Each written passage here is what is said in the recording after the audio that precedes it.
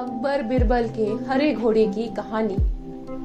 एक शाम राजा अकबर अपने प्रिय बिरबल के साथ अपने शाही बगीचे की सैर करने के लिए निकले। वह बगीचा बहुत ही शानदार था।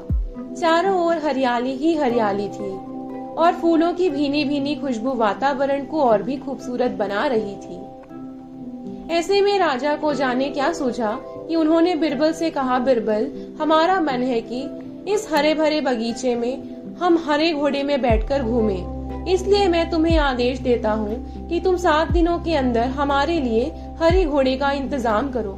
वहीं अगर तुम इस आदेश को पूरा करने में असफल रहते हो तो तुम्हें कभी भी मुझे अपनी शक्ल नहीं दिखानी होगी। इस बात से राजा व बिरबल दोनों ही वाकिफ थे कि आज तक दुनिया में हरे रंग का घोड़ा हुआ ही नहीं। फिर भी राजा चाहते थे कि बिरबल किसी बात में अपनी हार स्वीकार करे। इसी कारण उन्होंने बिरबल को ऐसा आदेश दिया। मगर बिरबल भी बहुत चालाक था।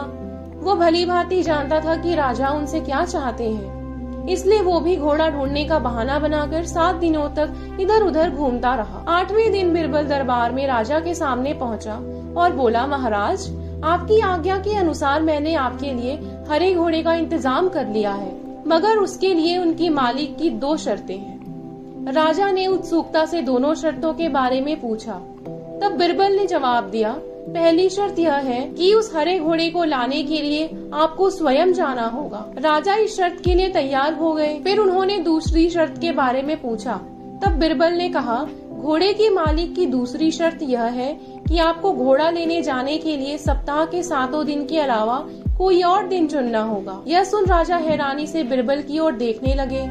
तब बिरबल ने बड़ी सहजता से जवाब दिया, महाराज, घोड़े का मालिक कहता है कि हरे रंग के खास घोड़े को लाने के लिए उसकी यह खास शर्तों को मानना जरूरी है। राजा अकबर बिरबल की यह चतुराई भरी बात सुनकर खुश हो गए और मान गए कि बिरबल से उसकी हार मनवाना वाकई में बहुत मुश्किल काम है। कहानी से हमें यह सीख मिलती है कि सही सूझबूझ और समझदारी के साथ नामुमकिन लगने वाले काम को भी आसानी से किया जा सकता है। इसी प्रकार की और कहानी सुनने के लिए हमारे चैनल को सब्सक्राइब करें और हमें कमेंट करके बताएं आप किस प्रकार की कहानियाँ और सुनना पसंद करते हैं। धन्यवाद। जय हिंद, जय भारत।